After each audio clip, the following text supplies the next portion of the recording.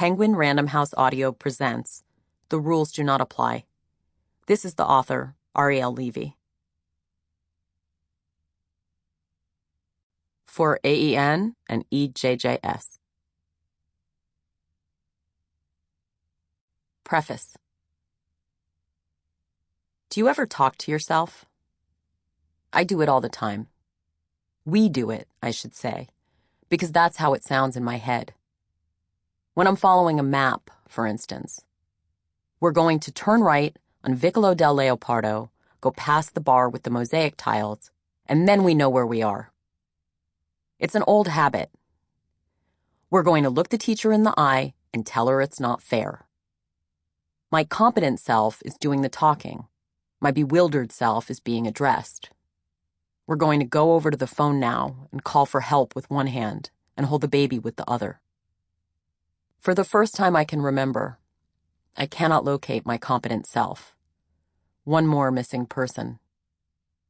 In the last few months, I have lost my son, my spouse, and my house. Every morning I wake up and for a few seconds I'm disoriented, confused as to why I feel grief seeping into my body. And then I remember what has become of my life. I am thunderstruck by feeling at odd times, and then I find myself gripping the kitchen counter, a subway pole, a friend's body, so I won't fall over. I don't mean that figuratively. My sorrow is so intense, it often feels like it will flatten me. It's all so over the top. Am I in an Italian opera? A Greek tragedy? Or is this just some weirdly grim sitcom? A few weeks ago, my neighbors came by my house on Shelter Island. They wanted to meet the baby. He's dead, I had to tell them. I felt bad because what are they supposed to say to that? They said, "We're so sorry." They said, "Soon it will be summer, and you can work in your beautiful garden." Not exactly, I explained. We have to sell the house. I'm here to pack up. I know, those poor people. They were silent as they searched for something safe to land on, and then they asked where my spouse was. I didn't have the heart to tell them. As it happened, on that day I was even angrier than usual with the person I'd lived with for a decade, who'd said that the key to our Jeep would be waiting for me, taped underneath the engine by the driver's side tire.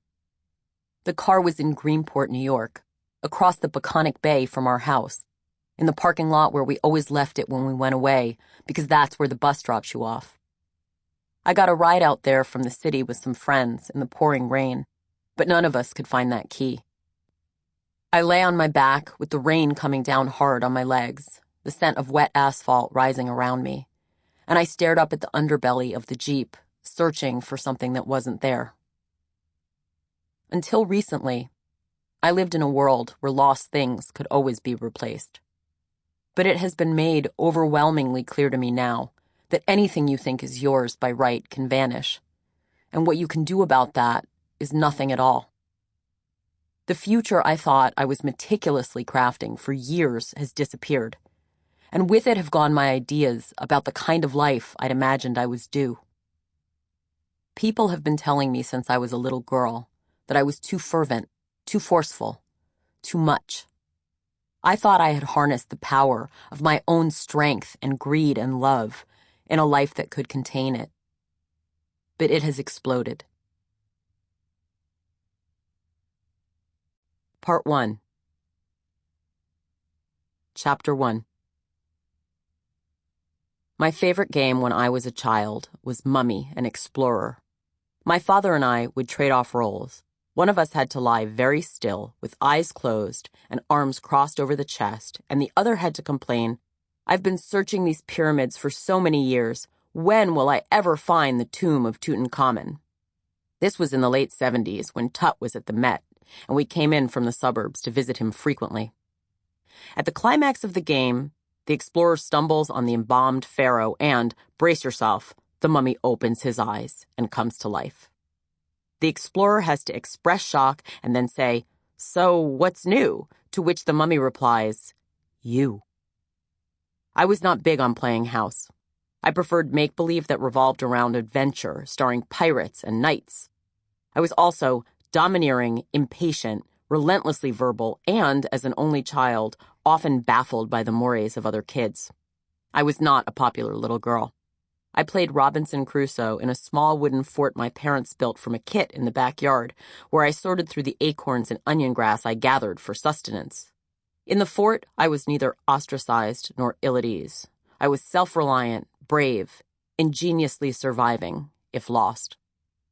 Books are the other natural habitat for a child who loves words and adventures, and I was content when my parents read me Moby Dick, Pippi Longstocking, or The Hobbit. I decided early that I would be a writer when I grew up. That, I thought, was the profession that went with the kind of woman I wanted to become, one who is free to do whatever she chooses.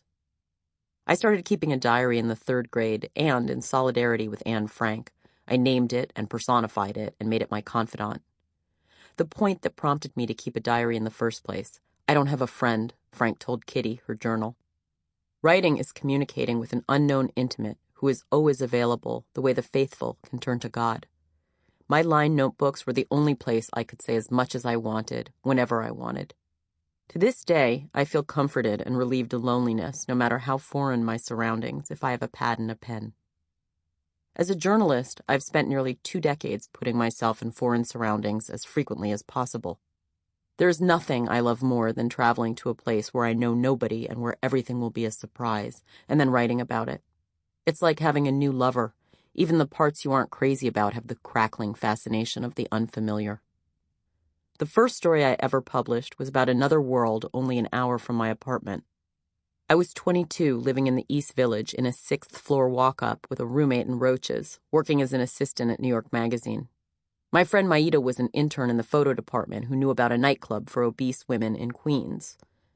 We talked about it during our lunch break, when we were walking around Midtown Manhattan with our plastic containers of limp salad, dreading going back to the office. I was not a key member of the staff.